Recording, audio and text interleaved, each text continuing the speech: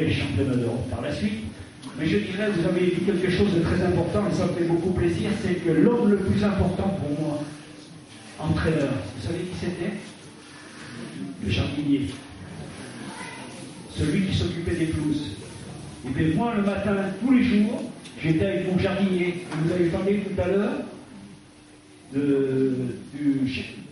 comment ça s'appelle? Du cantonnier. Ah!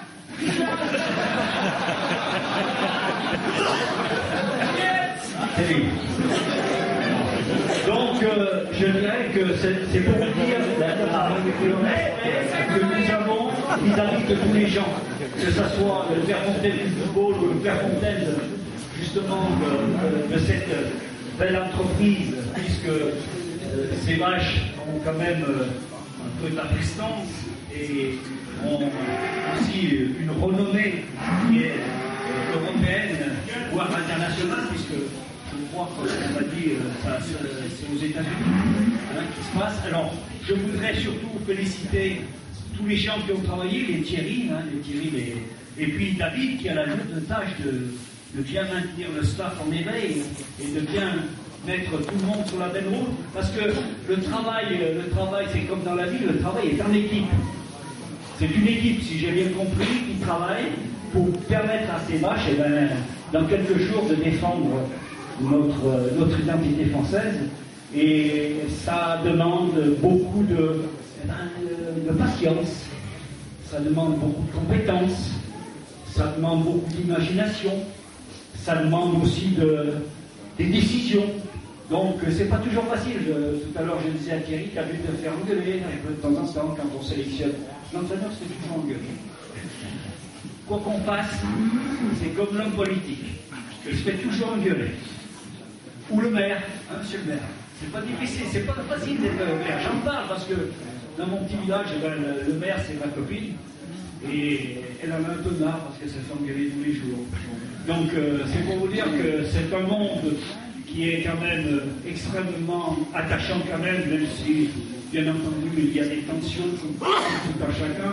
Mais je voudrais surtout en profiter pour vous dire combien je suis heureux de vous retrouver parmi beaucoup de gens que je ne connais pas, mais qui ressemblent à ceux que j'ai connus dans ma jeunesse, qui ont les mêmes attitudes, les mêmes comportements, les mêmes réactions, le même langage. Le même langage. Le foot a un langage. Chez vous, vous avez un langage. Et c'est ça qui est important, c'est qu'on le partage.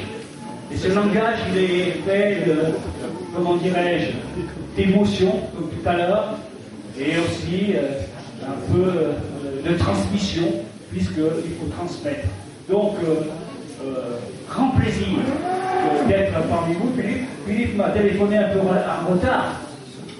J'aurais pu rester un peu plus avec vous et partager un bon moment, mais bon, j'avais promis d'être ce soir un match de football, j'avais promis depuis longtemps, et puis c'est un de mes hommes qui est en à Montpellier, donc je souhaiterais vous quitter le plus tôt possible, je m'en excuse, hein, mais j'avais promis d'être ici, je suis très heureux, très fier d'être parmi vous, je vais vous souhaiter plein de belles choses. Un bon chemin, mais le chemin, il n'est jamais fini. Il rebondira demain. Moi, je connais la défaite, plus que la réussite. Si je faisais la chronologie de toute mon existence dans le football, j'ai plus perdu que j'ai gagné. Mais j'ai toujours bien rebondi. Et j'ai toujours accepté les situations parce que dans notre philosophie de vie, eh bien, il faut accepter, mais comme j'ai tout à l'heure eu des conversations, je dois dire que la détermination que vous manifestez, la conviction que vous avez mis pour mettre en place tout ça avec les meilleurs sélectionnés qui sont bien bichonnés ici, chez nous, je pense que, eh bien, on va faire la surprise à nos amis suisses. Comme ils sont un peu lents, on va les prendre de vitesse. Donc, je vous souhaite belle réussite à tous. Et merci pour cette...